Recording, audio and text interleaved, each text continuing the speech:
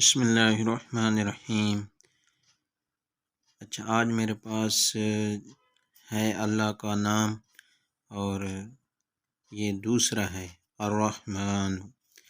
اس کا جو معنی ہے وہ ہے بے حد رحم کرنے والا، اور اس کا خواص بھی دیکھتے ہیں اور فوائد بھی دیکھتے ہیں۔ جو شخص روزانہ ہر نماز کے بعد 100 مرتبہ یا رحمان پڑھے گا، اس کے دل سے انشاءاللہ ہر قسم کی سختی اور غفلت دور ہو جائے گی۔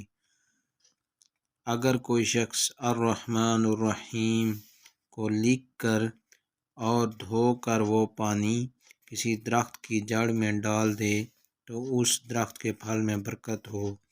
اسی طرح طالب و مطلوب کا نام مع والدہ کے لکھ کر باندھے تو مطلوب اس کی محبت میں سرگرداں ہو جائے، اور اگر کسی کو گھول کر پلائے تو اس کے دل میں کاتب کی محبت ہو، بشرط یہ کہ محبت جائز ہو۔